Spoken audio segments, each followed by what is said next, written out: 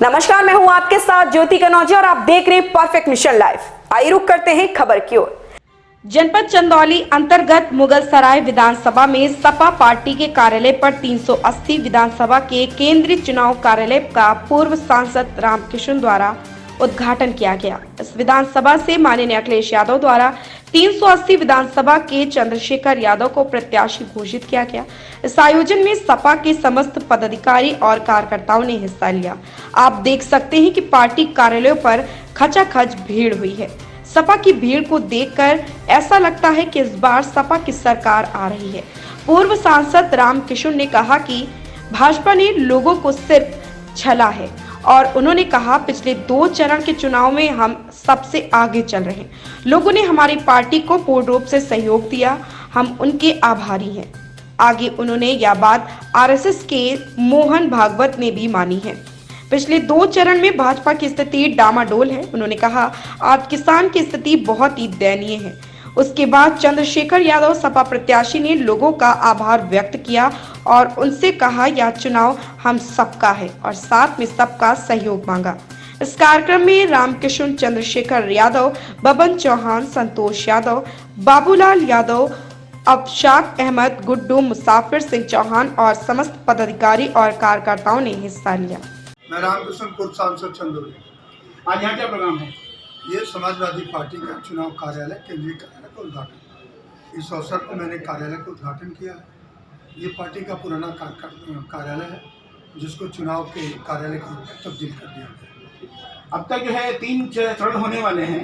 आज जैसे तीसरा चरण जो है पूरा हो जाएगा तो जो है सपा का क्या रुझान है? पूरा समाजवादी पार्टी तीनों चक्र में, तीनों चुनाव के बीट पर आगे बहुमत से आइए ना, आइए आपको बोलना है। पहले जाटलैंड कहते थे, जवाब दे दिया लोगों ने। फिर मुस्लिम लैंड, जाटलैंड कहे, उसमें जवाब दे दिया लोगों ने। अब आलू लैंड और यादव लैंड कह रहे हैं भारतीय जनता पार्टी। वहाँ के लोगों ने जवाब दे दिया और भारतीय जनता पार्टी के आरएसएस प्रमुख ने कह दिया कि 2 चरणों का चुनाव बुरी तरह से भारतीय जनता पार्टी पिछड़ रही है, इसलिए उन्होंने आरएसएस को लगाया। इससे बड़ा सबूत क्या चाहिए भारतीय जनता पार्टी को? जैसे सपा के घोषणा पत्र में क्या है? समाजवादी पार्टी के जितने वादे हैं वो सारे के सारे वादे पूरे होंगे। 300 यूनिट बिजली फ्री, किसानों का सिंचाई माफ, बीएड बीटीसी के लोगों को नौकरी, पुरानी पेंशन बहाल। ऐसे बहुत योजनाएं हैं जो हमारी पुरानी योजना है। लैपटॉप, कन्या विद्याधन, ये तो हम देंगे ही देंगे, लेकिन समाजवादी पार्टी ने उन योजनाओं को भी सम्मिलित किया है और सिलेंडर तक महीने में 2, ये बहुत सारी योजनाएं हैं, वो उन योजनाओं को लागू करने का काम हम करेंगे। जैसा कि सपा गवर्नमेंट अगर आती है तो सबसे पहला काम क्या करेगी? अरे सबसे बड़ा काम है इस क्षेत्र में, इस जनपद में, इस प्रदेश में बेरोजगारों को नौकरी देना। किसानों की आय दूना कैसे होगी, खाद बीज का दाम कैसे घटेगा, अनाज का उत्पादन कैसे बढ़ेगा, उनको मिनिमम सपोर्ट प्राइस कैसे मिलेगी, इसके पहल में काम किया जाएगा। और नए उद्योग, नए कार्यक्रम लगे।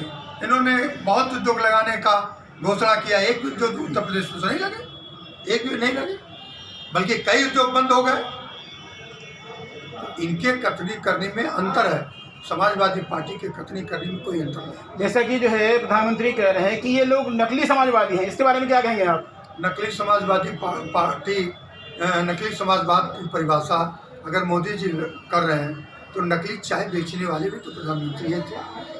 कभी चाय बेचते तो देश के लोगों ने नहीं देखा, कभी उन्होंने इस काम को तो किया। अब देश जरूर बेच रहे हैं और बता रहे हैं कि हम न खाएंगे न खाने देंगे, देश नहीं बिकने दूंगा। क्या कर दिया, देश तो बेच रहे हैं।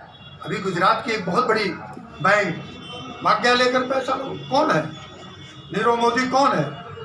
ये सब गुजरात के कुछ लोग हैं जो सिर्फ बेचने का काम कर रहे हैं और यहाँ के गरीबों का पैसा लेकर विदेशों में भागने का काम कर रहे हैं।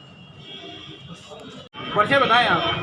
मैं चंद्रशेखर यादव, 380 विधानसभा मुगलसराय समाजवादी पार्टी का प्रत्याशी हूँ। आज यहाँ क्या प्रोग्राम था? आज हमारा कार्यालय उद्घाटन था। जी, आप ये बताएं कि जैसा कि बीजेपी दावा कर रही है कि हम 300 से ज़्यादा सीट लेके आएंगे, इस बार जो है सपा वालों की जमानत जब्त कर देंगे, इसके बारे में क्या कहेंगे आप? ये झूठ बोलने वाले लोग हैं। जी आप देख रहे होंगे ये चाय बेचने का नाम लिए थे।